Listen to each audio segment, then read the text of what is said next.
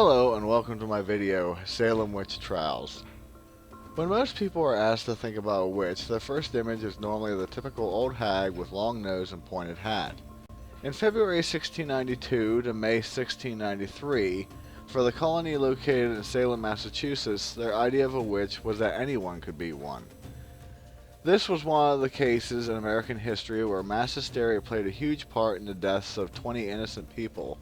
Just so it is stated, the idea of witches having the ability to afflict people was a common thought in the 14th century Europe, and it came with the settlers in America as well.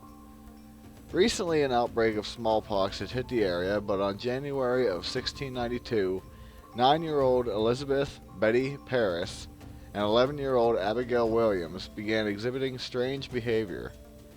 These behaviors took form in violent contortions, uncontrollable screaming, making strange noises, and crawling under furniture. Reverend Samuel Paris, Betty's father and Abigail's uncle, called a doctor, William Griggs, to examine the girls. Upon his arrival, he was unable to determine anything medically wrong, but stated that the girls had been bewitched. Not long after this event, many more girls began to fall ill to the witch's curse, and widespread panic soon erupted. On February 29, 1692, 3 women were arrested on suspicion of performing witchcraft. A homeless beggar named Sarah Good, a poor elderly woman named Sarah Osborne, and a slave that Samuel owned named Tituba. The 2 girls appeared in court and provided their testimony, stating that they had seen the women performing witchcraft. Both Sarahs denied these charges, but were found guilty and hung. Tituba admitted to participating in witchcraft in her home country of the Caribbean, but much of this confession came after being beaten by Samuel Paris. Tituba was jailed and later freed after an anonymous person paid her bail and fees. It is also reported that Tituba provided names of other witches in order to save her own life, but these reports are unknown as to if they are true or not. As stated before, word of these bewitched girls spread around the area, and more girls suddenly and conveniently came down with the same affliction. These girls included Ann Putnam Jr., Susanna Sheldon, Mary Walcott, and Mary Warren, and they are now known as the Afflicted. The very first person to be convicted of witchcraft was a woman by the name of Bridget Bishop. Abigail Williams, Ann Putnam Jr., Mercy Lewis, Mary Walcott, and Elizabeth Hubbard all claimed to have been visited by Bridget's shadow, who would pinch and choke or bite them. After much hearsay and speculative evidence was collected, Bridget was hung.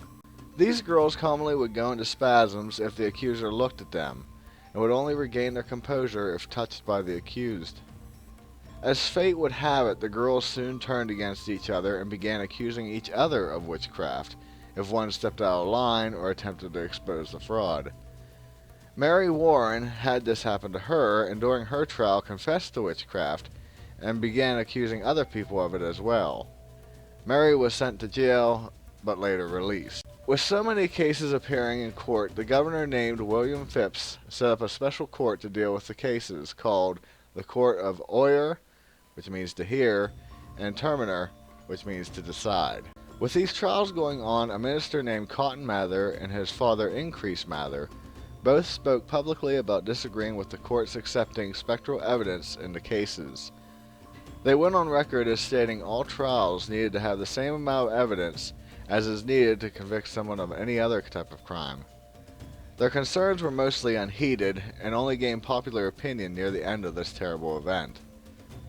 By the end of this period in history, over 150 men, women, and children had been accused of witchcraft.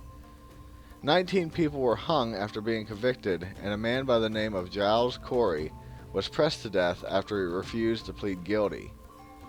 Giles was convicted even though he didn't say a word in his trial. Mr. Corey remains the only person ever pressed to death by the order of court in history.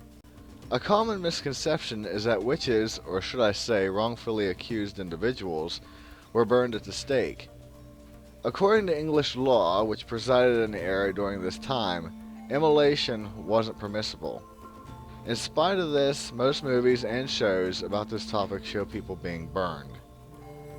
Many people wonder what may have truly started this event in history, and from research I have found most of the afflicted admitted to participating due to boredom. While many drawings of the time can be questioned as to the validity of the events depicted, one thing seems to run evident. Most of the accused and convicted were female, and much of the evidence and forms of torture used required tying women in ways that exposed the victim's genitals.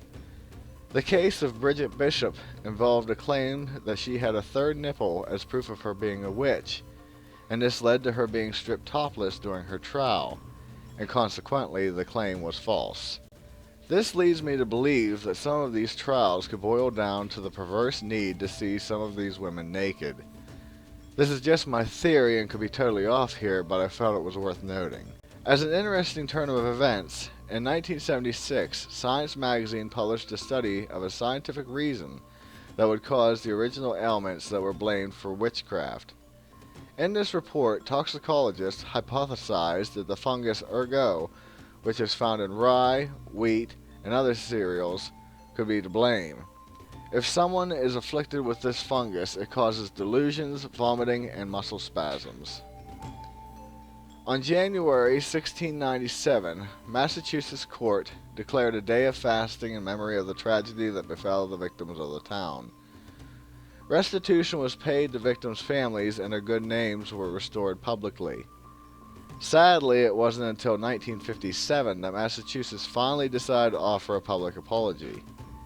In 1992, a memorial was erected in honor of those who died during the event of the Salem witch trials. Many people question where the victims' bodies were buried, and to this day it remains a mystery. Some theories state that those who were hung at Gallows Hill were unceremoniously dumped into a crevice near the hill, while others claim the families cut the bodies down and buried them privately. As fate would have it, many of the afflicted who accused others were buried in unmarked graves. On a side note, while persecution still exists today for many people, for the most part it is interesting how most people are accepted for their differences. Again, I say for the most part, since racism and religious iron fists who thump the Bible in their Lord's name still exist. Interestingly, our view of witches have turned from fear to more of a romantic outlook. We have movies and shows such as Harry Potter and Charmed that portray it in a whimsical format, and as for the prior being somewhat sexual. Looking up pictures for this video brought me to many images of sexy images of witches, in almost the same way vampires are now a sex symbol, or portrayed as pure lust. While I am sure there are groups out there that view these shows as an attempt to corrupt our children, I don't see it that way.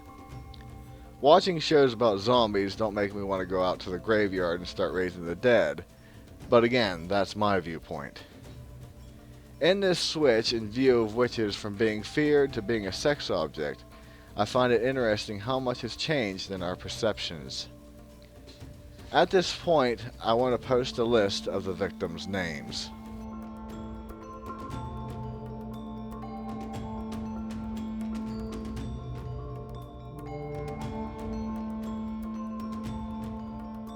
With that, be safe, and I'll see you in the next one. Later.